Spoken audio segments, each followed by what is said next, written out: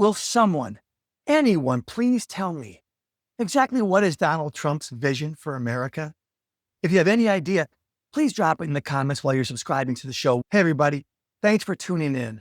I'm James Peppe, and this is Pep Talks. Love him or hate him, Donald Trump has defined American politics for nearly a decade. But if all we continue to do is fight over him, then I'm afraid we're missing the bigger picture. And that's what today's episode is all about, the bigger picture. As you know, I've opposed Donald Trump from the very beginning. In fact, I even ran against him in 2020 because I felt that he was supremely unworthy to be president. However, I think that fight has passed, and we need to focus more on the direction in which we're going. And there's a simple reason for that. Donald Trump is president, and he's going to be president for the next few years, and there's nothing any of us can say that's going to change that or change him. But what we do have a say in is the direction of the country, and that's why I raised this question, our vision. Interestingly, despite my opposition to Trump and his character and lack of integrity and all of that, I actually agree with a fair amount of the direction in which he's been pointing the country, but I'm not sure that that adds up adequately to a real vision for the future of our country. For example, I support the president in his desire for improving the security of our border. I feel very strongly that we need to properly enforce our immigration laws as they're written until such a time as maybe we change them. But we do need to have a secure border. I support the president's efforts to downsize the federal government. I think it's too big. I'd like to see more power, as the president points out, be passed back to the states. And I also agree with his inclination to deregulate the economy a little bit to help spur economic growth. I think that's a good idea generally. Now, of course, here's the trick. How he goes about doing those things isn't always the best for us. And I'm trying to be fair about that because people have different approaches to this, and I understand and respect that. But the devil is often in the details, and I think it's fair to disagree about how to get those things done. But how he does go about it does matter. And to this point especially, I want to be clear. In my view, the ends do not justify the means as a rule. They just don't. But Trump feels they do. And these are the ways that I've continued to be opposed to the president, not so much on who he is or what he is, because again, he is president and that's not going to change. But how he moves us from A to B down the line and what that means to the future of the country. And I'll just give, again, a couple of examples of the hows that trouble me. The presidential use of excessive and unconstitutional authority. I think that's a problem for us. His undermining of the rule of law and due process is also a big problem. And I think overarching everything, the way Trump divides the country, pits us against one another. I think that's a problem that we should be thinking about. Now, again, reasonable people might look at those things and disagree with my premise that he's doing those things. I believe he is, but more important for this conversation, I think that those issues point us in the direction of what we, as common sense Americans, what we ought to be raising our voices about to try to help move the political conversation in the right direction for the long-term future of our country, long beyond Donald Trump. Because again, a few years from now, he won't be here. So that begs the question, right? What should we be talking about? Well, I mentioned a second ago that Trump, I think, uses excessive and unconstitutional power. Now, again, people disagree about that. Actually, it's a pretty significant historical debate, but that is about the division of power between the federal government and our state and local governments. Traditional conservatives like myself believe that government works best when it's closest to the people, closest to us. So if you think about it in practical, everyday terms, your local government at City Hall, your school board, they should be much more responsive to you because you're close to them, literally and figuratively, right? You're in the same communities. You should share many of the same concerns. You should be seeing many of the same kinds of issues. And those people, you know each other, so they should be a little bit easier for you to influence and to push in the right direction relative to what your community wants. So again, we should be talking as a country about we want a president as strong as the way Trump is acting, because trust me, One of the downsides that I think Trump supporters don't give enough thought to is that while he's doing things that they may support and he's using expansive presidential authority to do it, that authority doesn't just go away when the next president takes office. And we saw that when Joe Biden was president, right? The power that we vest in the current president will be inherited by the next president and the president after that. And it's not just a switch that we can flip on and off so easily. And so you got to be aware, right? When you give the president, even one that you agree with, unlimited authority, extensive powers, the next president is likely to take that very same power and use it to do a lot of things that you don't agree with. And then you won't be happy. Frankly, that's why the founders set the country up the way they did, where the president didn't have that great of power. The Congress didn't, frankly, have that great of power because they didn't trust him with that much power. And certainly in one person, regardless of how you feel about Trump or any one other individual, it's never very good to put that much power in one person's hands. So we should be talking about that because that has tremendous implications for our future. We should be talking about the rule of law and judiciary. I mentioned that Trump has been undermining the rule of law and the judiciary because he believes in an end justifies the means mentality. He said straight out, virtually word for word, he who saves his country breaks no laws, right? That is a fundamental contradiction to America's revolutionary rule of law that we implemented back in 1776 with our independence. And it's really important. I'm going to have more discussions about this on Pep Talks in the future. We've touched on it in the past. I'm not going to dive too deep into it right here, but it's critical to our system of governance and to our very way of life on an everyday basis for all of us. And again, while it's tempting sometimes to want to get at certain ends, certain conclusions, certain objectives, and to shortcut the law to do so, we take a great risk when we do that, but that will come back to haunt all of us. The obvious examples are the way Trump is circumventing the laws, in the way he's handling illegal immigration and trying to get criminal types who are here illegally to get them out of our country. Very few people disagree with the goal, remove illegal immigrants, especially those who are violent criminals or whatever.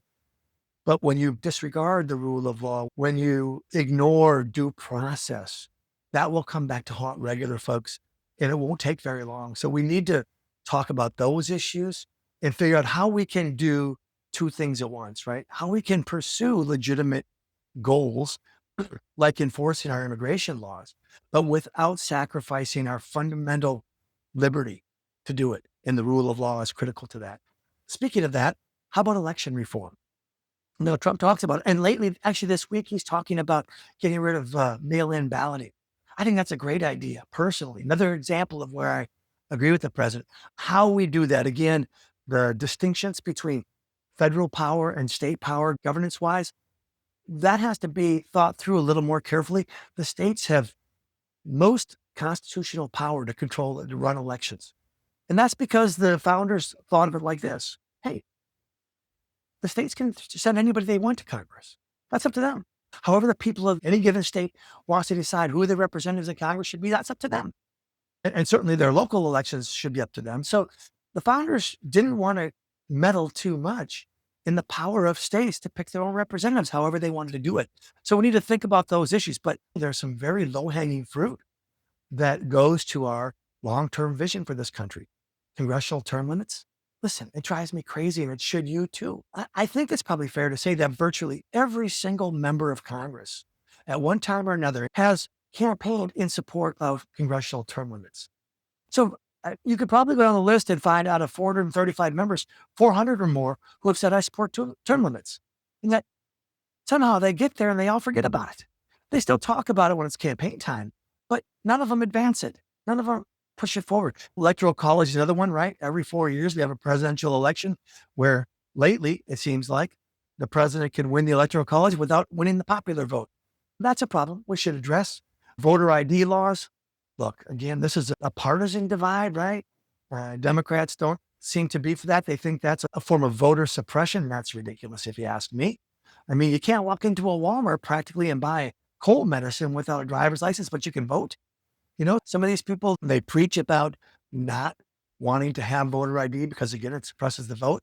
Then they turn around and they require people to show their driver's license in order to get into their campaign rallies. I mean, it's really weird. Voter ID should not be that controversial. It should not be that difficult. We need to do that. Redistricting is something I talked about in the last Pep Talks. We need to look at that too, because as boring and technical and dry as that topic is, it's really fundamentally important to our power, ultimately, in terms of how we elect our political representatives. So election reform is high on the agenda. We need to talk about that. The president is talking about that a little bit, and I give him credit for that. Along those very same lines, we need to modernize the Constitution. Election issues, right? For one thing, but also on things like, I don't know, let's just put a non-controversial example out there in the form of the right to bear arms, gun rights, right? Non-controversial. But listen, have you stopped to think about why we're still arguing for 250 years over some of these types of things? Why every single issue these days seems to go to the Supreme Court, and we're all fighting over who should be on the court and how the court should be set up and everything else, while we try to shape the numbers on the court to reflect the outcomes that we want, which is either we want the Constitution to be strictly construed. It is exactly what it says it is. Doesn't matter that the language has changed over 250 years, or we should interpret it, right? Forget about amending the Constitution and changing it, which is provided for in the document itself. Let's just make up what it means as the times change. That's easy, right? Again, this is where the Republicans and the Democrats are the same, right? They're both ends justify the means when it comes to stuff like this. I think we should have a constitutional convention, and we should rewrite the Constitution. I'm not saying we should change it all. Most of it's great. Most of it is the most incredible document human beings have ever written, most of it. But even parts of it that we still support, like, for example, the right to bear arms, the Second Amendment. Wouldn't it be great if on YouTube we recommitted ourselves to the right to bear arms in modern language on video, that future Supreme Courts could never have any doubt about it? Let's make the Supreme Court's job a little easier. Let's update the Constitution with modern language to either reinforce what we like about it or modify what we don't like. Maybe some of those election laws could stand some strengthening, some changing, whatever. For example, maybe we do want the presidential election, which is our one national election, our one election that we all vote on. Maybe that should be run by the feds. Maybe, So that's something we could look at and review in the Constitution if we were going to modernize it and bring it up to date. In the context of doing that, we should strengthen our Congress. And by that, I don't mean necessarily give it more powers, but clarify the powers that it does have. And in doing so, reinforce our separation of power and the checks and balances built into the system. The three branches of government, the executive branch with the president, the legislative branch with the Speaker of the House, and the judicial branch with the Chief Justice. And those powers are supposed to be roughly equal, and they're supposed to balance each other and they're checking each other when one gets sort of out of balance. And we're not seeing much of that lately, especially because the Republican Congress has deferred so much to Trump out of fear, frankly. So we need to take a look at those powers of the three branches and to consider ways that we might be able to reinforce that, because those checks and balances are really vital to our system being stable and secure and in support of our fundamental liberties, which brings me to the next topic. We should be discussing this. What is it all about? And this is really what I'm trying to get at when it comes to the vision thing. What are we trying to do? So Trump, I told you the examples of things I agree with him on: secure borders, enforcing immigration laws, the deregulation and the downsizing of government. That's all good stuff. But what does that really mean to the big picture of what we're trying to do here? Now, you can argue that those things do make America better, make America great again, right? And that in itself, I suppose, is a sort of a vision. But what does it really mean? To me, the whole ballgame is all about individual liberty and the freedom each of us has to pursue our own form of happiness. I keep talking about that on Pep Talks, and I know that it sounds maybe too philosophical for some people, but I really want to get us to think about that in very practical, real terms, to remind ourselves that that is really what it's about. Our self-governance is about creating an environment here in America where we can pursue happiness as best we see fit. and understanding that it's so different from one person to the next. And I think that it's really easy in all the partisan and squabbling and the extremist fights where there's no compromising. It's easy to lose sight of that. What are we doing it for? That has to be our number one overriding, never ending objective, right? How do we create a country and a world where we can all pursue our happiness without interfering with the next guy's pursuit of happiness? Whatever that means to us, whatever that means to them.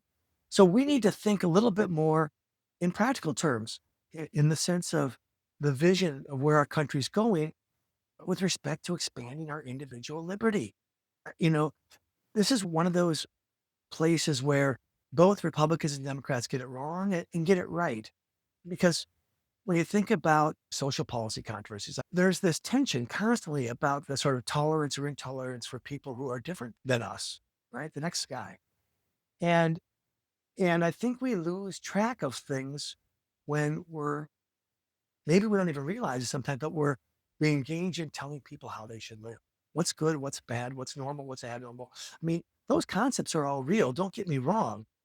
But my attitude about those things is that I can look at the next guy or the next town or the situation or whatever, and I can say, that's weird. I don't get that. It's not for me. I don't care for that kind of stuff. And I may even say, hey, I don't want you pushing that in school sort of broadly. I think that's not unreasonable generally. On the other hand, I say, hey, I might think it's weird. I might think it's abnormal. If I'm really religious, I might even think it's sinful. Who knows? Whatever. But you do you and I'll do me, right? That's supposed to be what America's all about, sort of that live and let live philosophy of freedom. You don't have to like what the next guy's doing. You don't have to approve of it. But what difference does that make? Who are we to approve or disapprove of the next guy's lifestyle, right?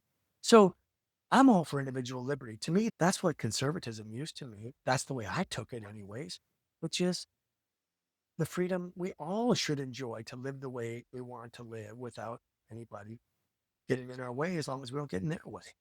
So again, expanding individual liberty. And I think closely related to that, this is a topic I really want to spend a great deal of time on Pep Talks with, and we're going to.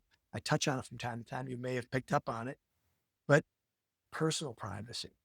To me, I think this might be the issue of the future, and it is fundamental to that freedom to pursue happiness, our personal privacy. I have so many thoughts and ideas. I'm curious to hear yours. By the way, another good time right now to subscribe to the show and leave your comments about the vision for our country, what Trump thinks it is, what you think Trump thinks it is, what you think it should be. But but let me know what you think about personal privacy issues too, because that's a really big one for me. And it's interesting. This is sort of a tangent, but maybe it's a good example. Roe v. Wade, which proscribed a woman's right to abortion in the early 70s, rested on this idea of privacy that the courts at the time said was implicit in the Constitution, implicit. And it was their way to get to that conclusion. Frankly, I didn't support Roe v. Wade because of just that. I think it was backwards. I think that they were doing this ends justify the means things. They were working from the back forward where that was the outcome they wanted, and they were just looking for some kind of hook or justification. I believe they were right in that the Constitution itself is a document. If you really think about what individual liberty and freedom is all about, I think it really is synonymous with personal privacy. So I don't think they were too far off in looking at the Constitution as a document about privacy. But as much as I know what it means for me, I think it's too vague of a concept to just then start to write Supreme Court decisions on, because I think that if you do that, there's probably no conclusion you couldn't get to. And I don't think that's what the Constitution is about, how it's supposed to work. But I would love to see us make an effort at codifying in the Constitution, in that effort to modernize the Constitution I was talking about, to bring in something about personal privacy and what we should do, especially in this internet era, right? Where privacy is such an issue, social media and all of this stuff. I really think that it's something, let me put it this way. We're going to talk about it, like I said, a lot on the show. And I think you're going to find it fascinating. And I hope you'll not only tune in, but contribute to those conversations because it's really important for us to hear what you have to say about that. So expanding individual liberty and protecting personal privacy. Now, the last thing I want to talk about in the context of our long-term vision for the country is America first. Now, this is important. And you might say, well, we're talking about that a lot now. We are. We are. But what I think is missing is that we have this very polarized idea of what America first means. And the idea being that either you're for this country or you're against it. And I don't think it's quite that simple. I think virtually all of us are for what's best for this country. We just happen to sometimes disagree on what's best. But you can't say that the person next to you who disagrees with you on issue XYZ is automatically putting other people or other countries ahead of America. And I think we need to have that discussion about what really is America first relative to America's role in the world. America first is not a new concept. We've talked about that in previous pep talks. It's synonymous with protectionism and isolationism, and people who feel like we just stay, within our little cocoon here, and we just don't mind what everything else is going on. When others, so many of us, see the bigger picture in terms of America's place in the world and how what happens around us, so often in history has shown this, right, comes back to us. And it's better to be proactive and to shape the events around the world as best we can and the climate around the world where people and countries are interacting with one another for better or for worse. It's better to be proactive and try to shape those things to protect America's interests. So we need to have that discussion a little bit more fully, a little bit more openly and honestly about what it means to put America first. And so those are the things I think we should be debating. And those are the things that I believe will add up to a vision that I think is somewhat lacking. Donald Trump would not, I think, disagree with this characterization of him. And in fact, I don't know that anybody has. It's often been said that Donald Trump is very transactional. And you can look at that any way you want. That may be a great thing, it may be a terrible thing, or maybe neither. But he's all about getting deals done, right? And there's a place for that, for sure. But that's more of an immediate thing. Let's do this now to solve this problem. Let's deport millions of illegal immigrants. Let's lock up the border so more can't come in as we're chasing them out. So we're chasing our tail, right? Those are sort of immediate transactional things. And you have to ask yourself, well, what does that really mean to the long-term future of this country? Well, there are certainly some implications. When we better manage our border and the flow of people in and out of our country, it will provide us a number of benefits internally. But does it really speak to what we want this country to be in the long run? Personally, and I think history backs me up on this, I want the country to be open to immigration, but to do so in an orderly and manageable way. And I think a lot of Trump supporters feel that way too. And the president may even feel that way. I just don't think if he does feel that way, he does a very good job of articulating that. And when we're talking about the vision of a country, and especially when it's coming from the president of the United States, that articulation needs to be real clear. But that's an example, right? We can solve the immigration problem today if we have the will, and the president's on track with that in terms of securing the border and enforcing our immigration laws. And the Congress needs to get in that game too and to reform those immigration laws to make them more sensible. But part of that process, again, for the long-term vision of this country, should be to promote the kind of immigration to our country that makes us stronger, that historically has made us stronger. And I think that piece is lacking. And that's what I'm getting at when it comes to this discussion about what's the long-term vision for our country? Where are we trying to go? I think it has to do, again, with individual liberty and personal privacy. And I'm repeating that because I think it's so important. But whatever you think it is, whatever the president thinks it is, I think it's time for us to start having that conversation. As I said, Donald Trump's in his last term. I know that there's going to be conversations in the coming months and years about whether or not he can have a third term. He can't. Let's just stop with that foolishness now. This is Trump's last term. And the next election for president is going to be about what the candidates are offering in terms of building on Trump's legacy, whatever that might be. Certainly, it's going to be J.D. Vance or somebody like him who's going to promise the Trump base more of the same, right? Okay, we can see that coming.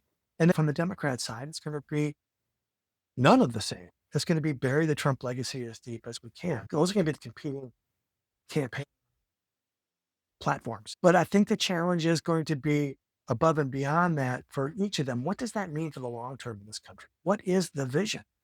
And I think it's time for us to start having that conversation now as common sense Americans, because the truth of the matter is these leaders, they're not really leaders, they're followers. And they follow the political winds. They follow the loudest voices in America. For too long, those loud voices have been the extremists, right? The extremists who have been manipulated, frankly, by the corrupt power establishment, who very subtly influences our politics, sometimes not so subtly. And they use things like radical realism to tell us what is possible and what isn't, what we can or what we can't have. And it's turned off most of us, common sense Americans, I would say up to 80% of us, most of whom don't involve ourselves at all in politics. And the other part of us who do involve ourselves, but only for the sake of promoting the lesser of two evils. It's no way to run a great country. But we need to have that conversation now. And if common sense Americans in great numbers come to the table in this conversation, starting now, then by the time the race starts to heat up in 2028, those candidates may well pick up what we're putting down, right? As the kids used to say, I'm too old. And then we can shape where we're going, and we can, in that way, impact the choices that we have when election time comes around the next time. That's what I think has been missing. But I think it's a discussion that needs to be led by us, common sense Americans. And that's why I want to highlight it here on Pep Talks, where every one of our episodes is about these kinds of issues. So it's a lot of the same themes repeating themselves. And I hope you'll appreciate and understand that. But we need to bring our voices together starting now. You can't just wait until it's election year, because then you start to get into that radical realism again, where stuff just is what it is and there's nothing you can do about it. We can do something about it now. We all need to be thinking about our future. We need to be thinking about things like individual liberty and personal privacy, not only what it means to us, but what it's going to mean to our children and grandchildren, because that's what it's all about. That's what I'm hoping to encourage you with in this episode and in all of our episodes. Let's stop. I'll pledge to do my part. I can't promise, like none of us can, because man, Trump is just too tempting in the way he operates. And he does it on purpose because he wants to be that center of attention. And it's hard not to get sucked in and engaged over these, I think, issues that are now kind of moving behind us in terms of, what kind of person he is. I mean, we've all spent way too much time trying to psychoanalyze him. I know I have, but it's time to move past that and to look at the bigger picture, as I said at the start here, about the vision for our country and to fill in that missing piece from us instead of waiting for the professional politicians to do it for us. Let's start doing that together. We're going to continue to have this conversation throughout Pep Talks in various forms and on various subjects. And I'm looking forward to having your input on that in the comments with your subscription and sharing this with all your friends. That's what I ask you every time, and I hope you'll do that. I can't thank you enough for your consideration and your interest and your willingness to contemplate what I had to say here. And hopefully it reflects in many ways your views about these things, because that's what Pep Talks is all about. We're hoping to bring us back together around common sense and to move us forward in ways that make sense to all of us with our common objectives always first and foremost in mind. And that is our own individual pursuits of happiness and the freedom and individual liberty and personal privacy and things like that, that pursuit requires. That's what we're all in it for. That's our shared premise and our shared objective. And we need to remind ourselves of that constantly and continue to pull ourselves together for the sake of making progress in those directions. That's it. That's the whole ball game. Looking forward to getting that feedback as always, and especially looking forward to talking to you again next week. Thanks for tuning in to Pep Talks, everybody. Talk to you again real soon.